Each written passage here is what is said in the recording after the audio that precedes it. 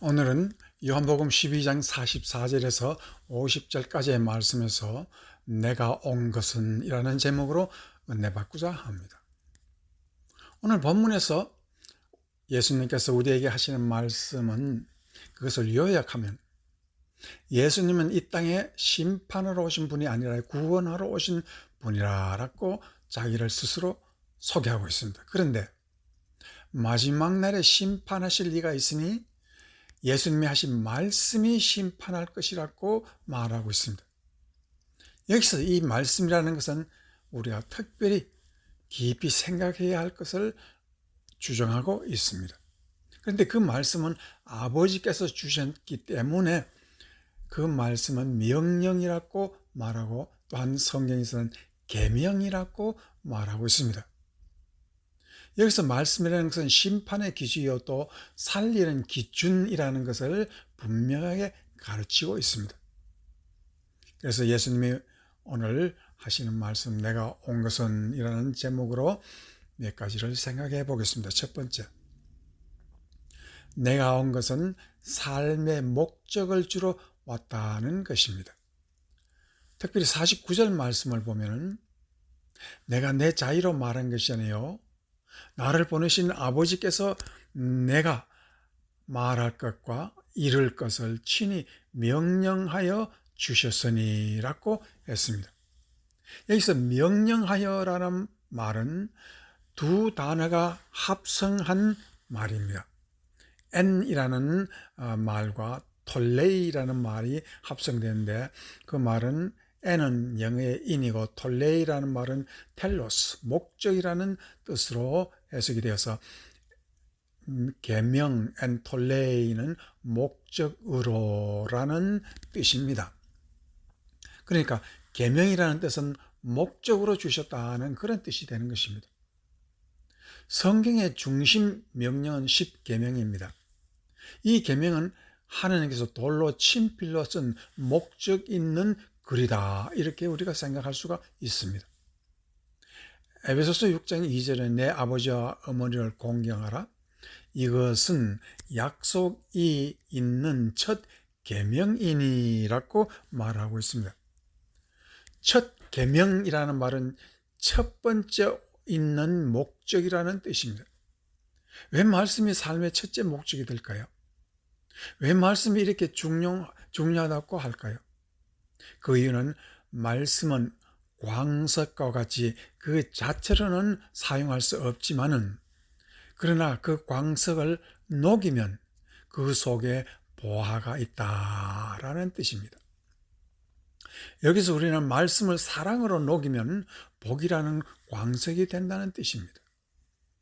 인간의 삶은 저주로 어두워진 그늘 속에 사는 것입니다. 그래서 복을 받기 위해서 우리 하나님께서 계명을 주신 것입니다. 그러면 그 광석을 녹여서 사람이 복을 받는 과정을 성경을 통해서 한번 알아봐야 되겠습니다.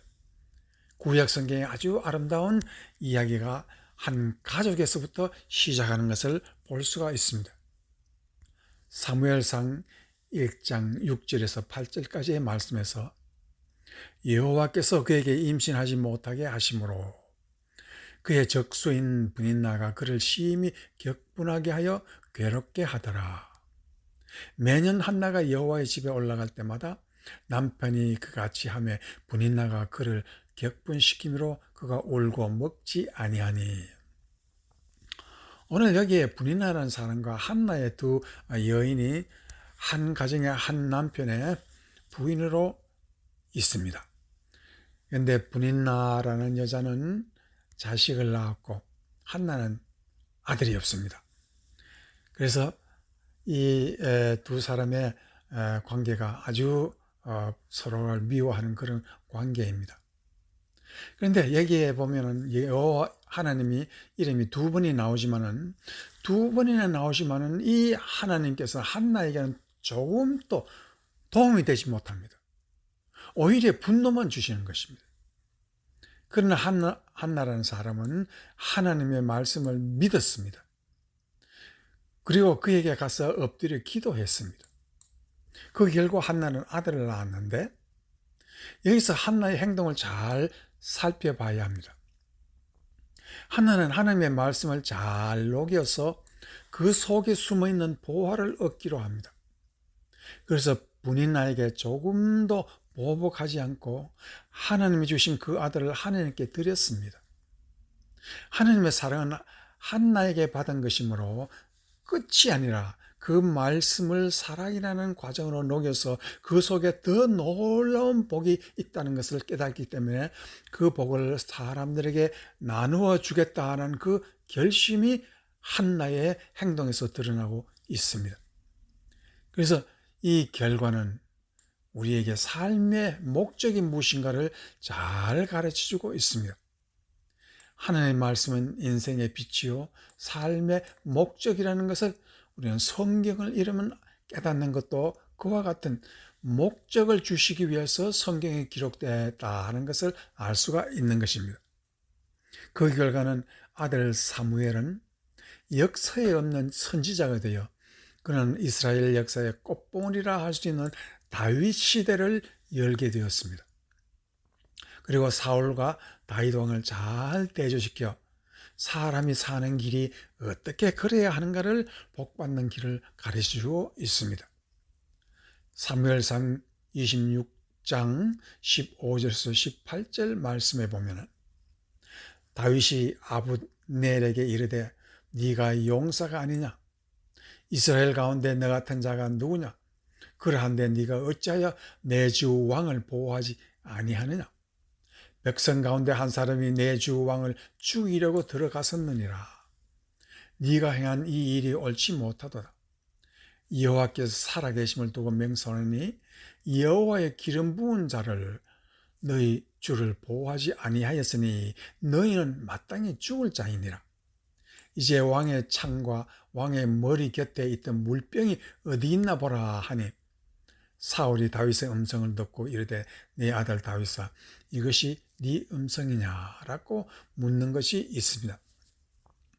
오늘 이 말씀에서 사울 왕은 골리앗을 죽인 다윗에게 질투가 나서 끝까지 죽이려고 찾아다닙니다. 그러나 다윗은 그를 사울 왕을 죽일 기회가 많았습니다.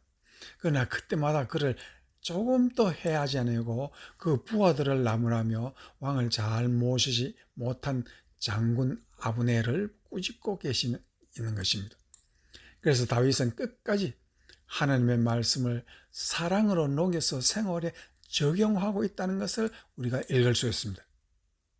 사울 왕은 아껴도 그는 하나님의 기름 부은 받은 사람이기에 머리카락 하나에도 손을 대지 아니했습니다. 그 결과는 다윗에게 승리를 주었습니다. 여기서 말씀은 사랑으로 녹여질 때 하나님의 힘이요 보이지 않는 손길이요 삶의 목적과 축복이 있다는 것을 말하고 있습니다. 이것을 한 시대를 통해서 보여주는 것이 하나님의 계명입니다.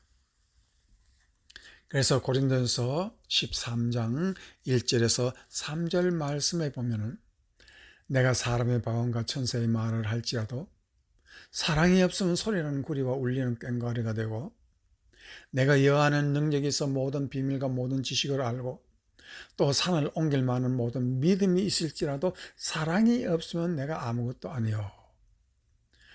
여기에서 이 바울이 우리에게 가르쳐주는 것은 가장 뛰어난 방언이라는 것은 알아들을 수 없는 말 하지 말라는 것입니다. 그리고 그 말씀을 사랑으로 녹여서 알아들을 수 있는 깨달은 말 한마디면 족하다는 것입니다. 그리고 산을 옮길 만한 믿음이 있다고 해도 가슴을 울리는 힘이 있어야 한다는 것입니다. 사람이 마음을 움직이면 모든 것이 움직여집니다. 기업을 움직이려면 돈을 움직이지 말고 사람의 마음을 움직여야 되는 것입니다.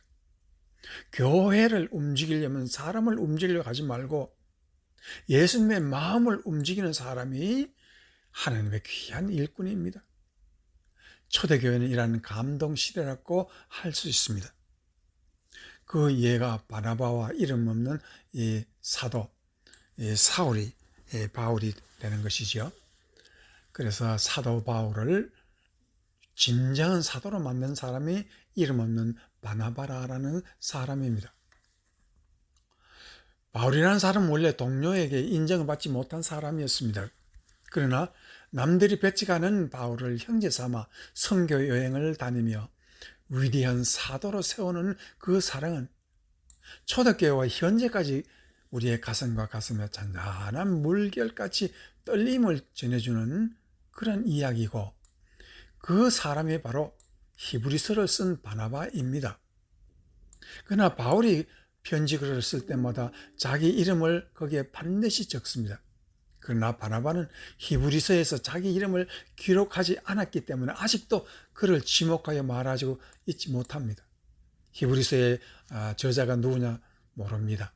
그러나 우리는 압니다. 그 글을 잘 읽어보면 그 속에 사랑의 잔잔한 파동이 울려 퍼지고 이 바나바의 그 행적이 보입니다.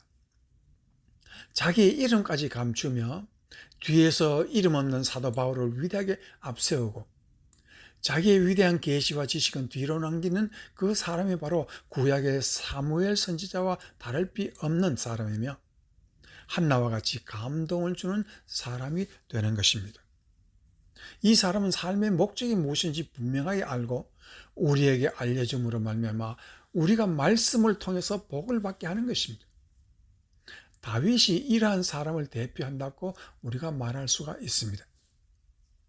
다윗의 유명한 시편 109편 4, 5절에 보면은 나는 사랑하나 그들은 도리어 나를 대적하니 나는 기도할 뿐이라.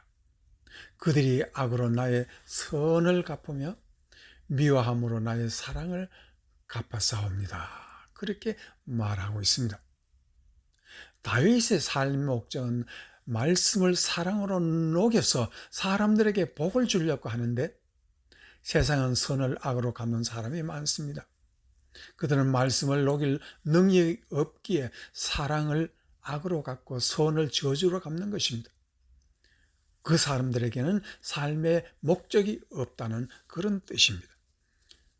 이제 사도행전 20장에 보면은 삶의 목적이 어디 있다 하는 것을 오늘 사도 바울을 통해서 한 번 더 강조해 보겠습니다. 사도행전 20장 24절 내가 달려갈 길과 주 예수께 받은 사명, 계명이지요.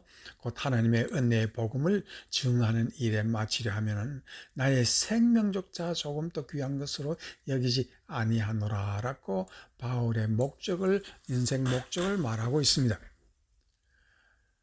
사울이라는 이 사도, 바울 사도는 자기의 갈 길을 하나님의 명령을 사랑으로 녹여서 세상에 축복을 주려는 것이 자기의 목적입니다. 그의 목적은 자기 목숨도 아니고 자기의 이름도 아니고 병들고 약해진 말년의 건강도 아닙니다. 자기의 숨이 붙어있는 동안에는 예수 그리스도의 명령을 사랑으로 녹여서 온 세상에 복을 주는 것, 즉 복음을 전한 것이라고 말하고 있습니다. 이 고백이 우리의 고백이 될 때 세상은 가슴을 울리는 감동이 있고 삶의 목적을 뚜렷이 보이게 합니다. 이와 같은 복을 받는 여러분이 되시길 주의 이름으로 축원합니다.